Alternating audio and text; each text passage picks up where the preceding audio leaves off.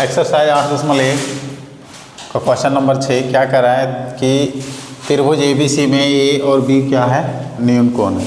ठीक है, A और B क्या है, न्यून कोण हो और cos A बराबर cos B है। तो जो ऐसे दिखाइए कि A और B दोनों कोण क्या होगा, बराबर होगा। तो समकोण त्रिभुज ABC की बात करें तो cos A बराबर क्या हो जाएगा, cos थीटा बराबर क्या होता है, बोलो, आधार बटा कर्ण होता है। तो आधार इसमें कौन हो जाएगा, अगर cos A की बात करेंगे तो AC बटा AB होगा, और cos B की बात करें तो इसमें भी होगा BC बटा AB, मतलब आधार बटा कर्ण। तो ये हो गया, ये हो गया। अब बोला cos A और cos B क्या है, बराबर है।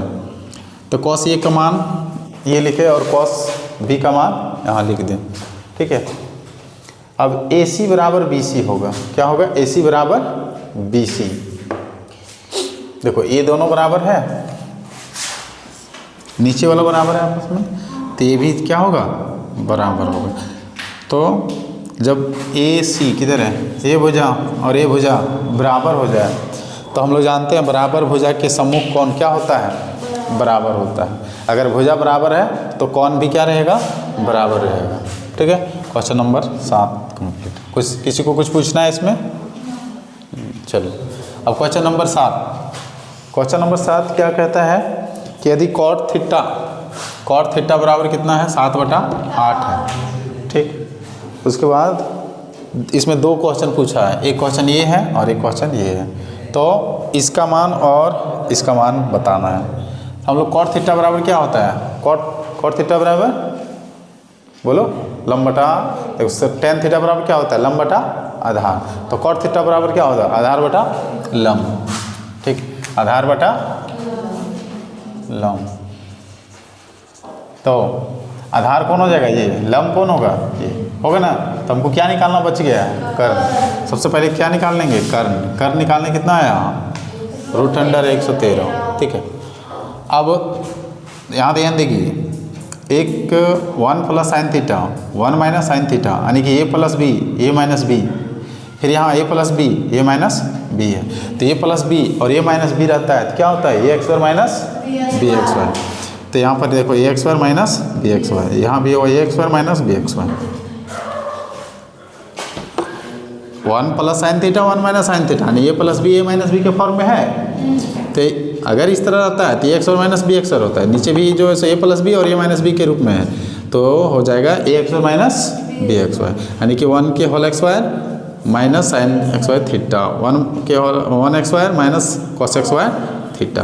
तो 1xy लिखना कोई ज़रूरी नहीं है। ठीक है, अब अगर 1 - sin XY थीटा रहे तो बराबर हो जाएगा cos XY थीटा। इसका फॉर्मूला होता है, क्या फॉर्मूला होता है कि sin XY theta plus cos XY theta बराबर कितना होता है, 1।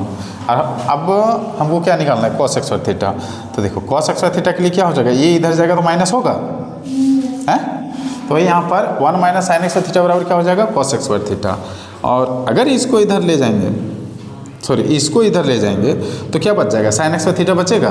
तो वही sin XY थीटा बराबर 1 - cos XY थीटा, यानी कि कह सकते हैं 1 - cos XY थीटा बराबर क्या होता है, sin XY थीटा। यही सूत्र से ये जो है सो प्राप्त हुआ। समझ में आया कि नहीं आया किसी को। देखो sin XY theta plus cos XY theta बराबर क्या होता है, 1। अब अगर हमको cos XY सिर्फ निकालना है, cos XY थीटा बराबर क्या हो जाएगा, 1 - sin XY थीटा होगा। और अगर sin XY थीटा निकालना है, sin XY थीटा बराबर तो 1 - cos XY थीटा होगा, है। तो देखो 1 - sin XY theta 1 - sin XY theta क्या होगा, cos XY थीटा, यहाँ होगा cos XY theta. 1 - cos XY theta 1 - cos XY theta बराबर क्या होगा, sin XY थीटा। ठीक, अब cos थीटा बराबर क्या होता है, आधार बटा कर्ण। तो इसमें आधार कौन है, ये कर्ण कौन है, ये तो आधार और कर्ण का होल स्क्वायर, फिर तुम्हारा साइन का sin थीटा बराबर क्या होता है, लंब बटा कर्ण।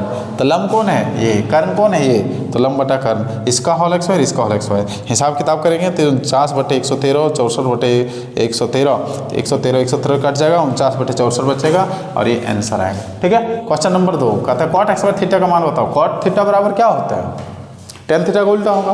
तो टेन थीटा बराबर क्या होता है, लंब बटा आधार। तो कॉट थीटा बराबर क्या हो जाएगा, आधार बटा लंब। तो आधार कौन है इसमें 7, लंब कौन है 8, 7/8 का होल एक्स वाई, 7 7 49, 8 64। ठीक है। किसी को कुछ और पूछना है इसमें, समझ में आ गया, चलो ठीक।